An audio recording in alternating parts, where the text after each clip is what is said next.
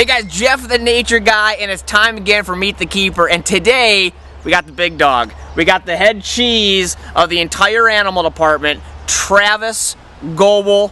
The guy's a legend, and yes, he exists. Welcome, Travis. Thank you. And you are, of course, the curator of the zoo. Now, how long have you been at ZooMontana? 30 years? September of 2001. It's 2001, so we're talking, what, 13 years? Yeah, sometimes it feels like 30 years. Sometimes it feels like 2 months. Yeah, right. It's great. Well, obviously, you do an incredible job of getting, getting this, helping to get the zoo where it needs to be. You've been here, you've put in your dues, you put in your time, you're up and down. What's your, but you still love working the animal side of it. Now, I know that you're behind the desk a lot, you're doing a lot of that paperwork, but on the animal front, what's your favorite area to work? What's your favorite animal here at the zoo? Hands down, it's got to be the tiger. Okay. Always has been, probably always will. A lot of animals, they change my favorites from day to day, but it's always been the tiger. And so you're probably pretty excited about these new girls that are here. I know we can't wait to get them out for people to see, but you're pretty excited about those gals. Absolutely. Huh? The girls have different personalities, and I think they're really going to show it to the public. Yeah, and that's a great point, how each animal's got a different personality. Many of you guys knew Prince. You knew Prince well. He was your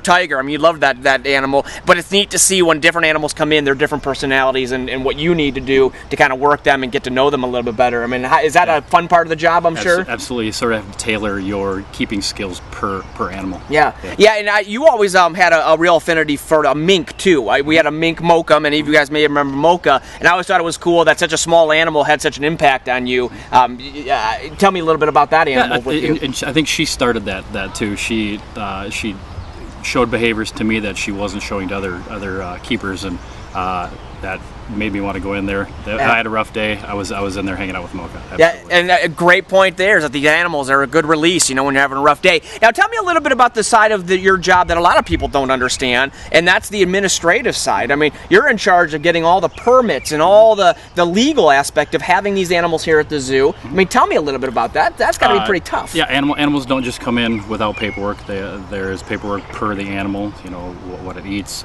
its likes, dislikes, but there's also permits that we have to do through various states. Some states require a lot of paperwork, other states require not so much, so it definitely changes from animal to animal. Also, me sitting in front of a computer for sometimes hours.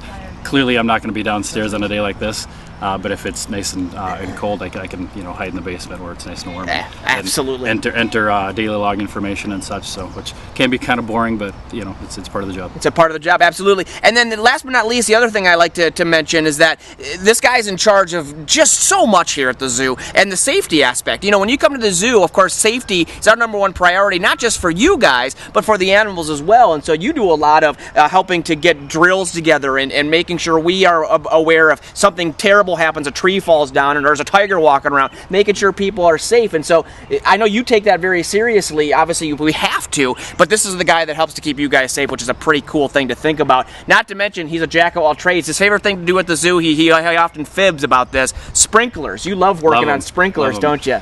20 minutes ago, I was elbow deep in mud, so I washed it up for you guys. That's so nice. He does a lot of work with our sprinklers here, which is not a fun part of the job. Well, Travis, you're a pleasure to work with. It's funny, a lot of people are terrified of you. I don't know if it's your beard. I am not afraid of him because obviously, look at me. But I appreciate the hard work that you do. You do a lot of work for the zoo, and you're very dedicated to the zoo. You've been here, like I said, a long time, and we appreciate that. So thank you. And guys, come on out to the zoo. He's real. You can see him kind of walking behind the weeds a lot. He likes to hide. So look for him and call him out and say, Travis, I saw you, and I like you.